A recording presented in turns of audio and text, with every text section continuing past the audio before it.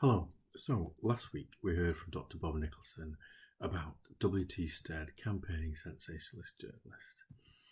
He wanted change in the law, he got young girls protected, but is that what journalism is about? Is that the role of the journalist?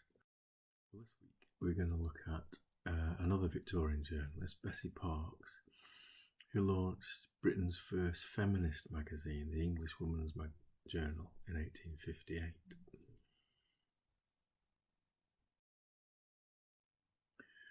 And just for the sake of this little mini lecture, I'll structure it similarly to the way that we want you to do the essay, so comparing Bessie Parkes, a journalist from the past, to a present day journalist, Anna Kessel.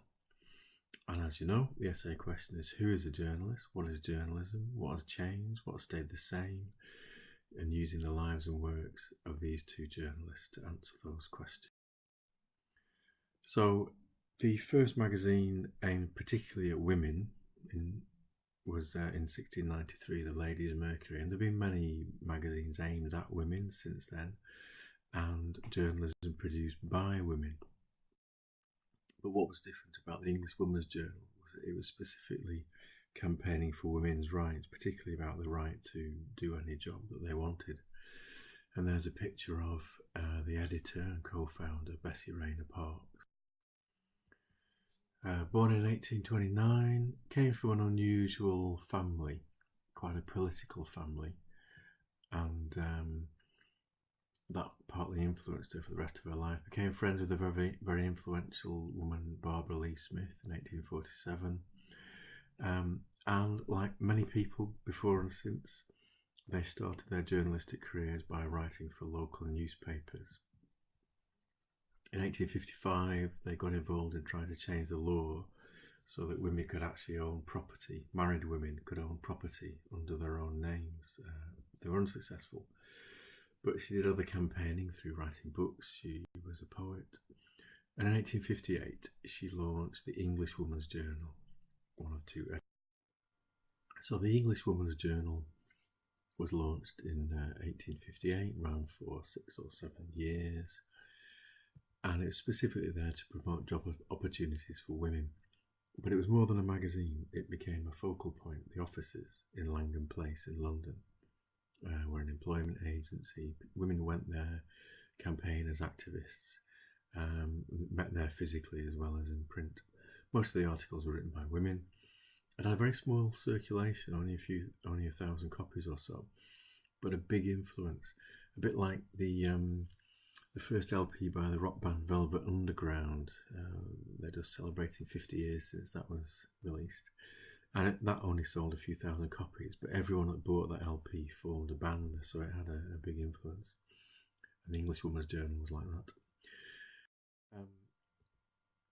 So it led to lots of other feminist magazines through the ages, so the suffragette magazines, and then in the 1970s, Spare Rib magazine, a very influential British feminist magazine, and then up to date online feminist websites like The F Word. So that's Bessie Parkes. Now let's compare her with a modern day campaigning journalist, another woman, called Anna Kessel. And she was born in 1980, born in Britain, but her father and mother were exiles. Her father was a white South African man who had to leave the country because of his opposition to apartheid. Anna Kessel went to state schools in Britain, lived in a council flat, got into football in 1996, was an Arsenal fan. Studied English literature at Cambridge University, and then a year or two after graduation she got some unpaid work experience at the Sunday paper in London, The Observer, which led to freelancing, which led to a permanent job. And she became the athletics correspondent for The Guardian, covered all the big sporting events, moved on from just athletics to covering lots of other sports. And then in 2007 she helped to found the Women in Football campaigning organisation. In 2016, she published a book, Eat, Sweat, Play, all about women and sport and encouraging women to take up sport. And then in 2017, she launched another pressure group, Blue Plaque Rebellion, with the aim of commemorating great sportswomen of the past and present with blue plaques outside buildings and houses where they were born. And you could trace a direct line between early feminists like Bessie Parkes from the 1800s with present-day feminists such as Anna Kessel. She says that the girls' school that she went to, the State Girls' School in London, did encourage girls to see themselves as equal to boys and to men, so therefore it was a feminist approach. And so a quick comparison between those two leads us on to the big discussion questions of the essay. So who gets to call themselves a journalist? Well, their two examples show us that anyone who does journalism is a journalist. It's something you do, not something that you be. Neither of them had journalism training. However, they did have some other things in common which definitely helped them. They both came from middle class backgrounds, they were both privileged in various ways, and that does seem to help make it a little bit easier to get into journalism. And they both came from politically and socially committed families, which probably gave them their campaigning energy. Bessie Parkes came from a pretty wealthy family where she didn't need to work, and she earned little or no money from her journalism, whereas Anna Kessel is a normal working journalist that makes her money from journalism. Bessie Parkes, although it was back in the 1800s, she was a bit like bloggers today because she created her own platform. She launched her own magazine, whereas Anna Kessel works for well-established news outlets such as The Observer or The Guardian. Something they had in common was that they both set up campaigning organisations overlapping with their journalism. So they could be campaigners and journalists. And this contradicts the ideas of an academic called Jean Chalaby, who thinks there was an age before about the middle of the 1800s when journalism hadn't really been invented and people only did journalism in order to push their agenda, in order to campaign, in order to publicise something they believed in. And then after mid-century, increasingly, Chalaby says that this new job of journalism grew and grew, and people did it more just for the sake of sharing information, more impartially, and less in a campaigning way. But both Bessie Parkes and Anna Kessel kind of disproved that because they were doing similar things 150 years apart. So next question, what is journalism? What does the two stories of these women tell us about what journalism actually is? What does it do?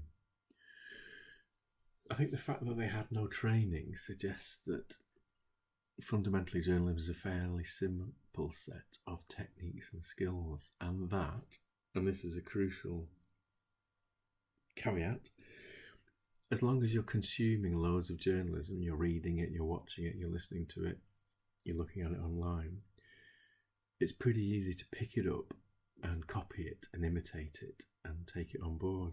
But you have to be consuming journalism to do that. Also, I think their two stories tells us that they were selective in their journalism. They both chose role models. Bessie Parkes wrote about women that had interesting jobs that pushed the boundaries of what women were supposed to do. Anna Kessel tends to, not exclusively, but quite a lot, tends to focus on successful sportswomen. She selects women who are succeeding in sport as role models. But this is, and again, in similar ways, rather than preaching, they are doing sort of standard traditional journalism. Anna Kessel's is based on interviews. whereas Bessie Parkes was less so, but sort of describing what is already happening in the world in order to encourage more of it to happen. And this overlaps with a modern movement in journalism called solutions journalism, where journalists don't just focus on problems, for example, the lack of women taking up sport, but also look at solutions. So successful initiatives to encourage girls and women into sport, for example. And I think this shows that journalism is always about selection. Choosing a story, identifying a story. And it says that both in the... So what's changed since the day of Bessie Parkes up to Anna Kessel? Well, it's definitely got easier for women to work in non-traditional roles. There's a lot more choice for girls and women nowadays in careers than there was. So, for example, sports journalism. And there are now more routes into journalism. You don't need to come from a middle-class family nowadays. You can go to a great university like UCLan and do a journalism degree. And there are more opportunities to campaign. There was only really print in the 1850s, whereas now there's online, there's TV, there's radio. So it's easier to set up a blog or whatever it might be to do your campaign. Then what's stayed the same? Well, sadly, the wider social background, although maybe things have got better for women, they're still not treated as equal. And there are still men who don't want them to be treated as equal and who criticise them. And Anna Kessel online, on social media, like other women in the public eye, she gets criticised and attacked and abused for just doing what somehow it seems acceptable for men to do. Coming from middle-class backgrounds helped both of them. And that is unfortunately still true today. That it is easier for middle-class young people to get into journalism. And also, those two prongs of both of their careers, of the journalism and the campaigning, they do still go together.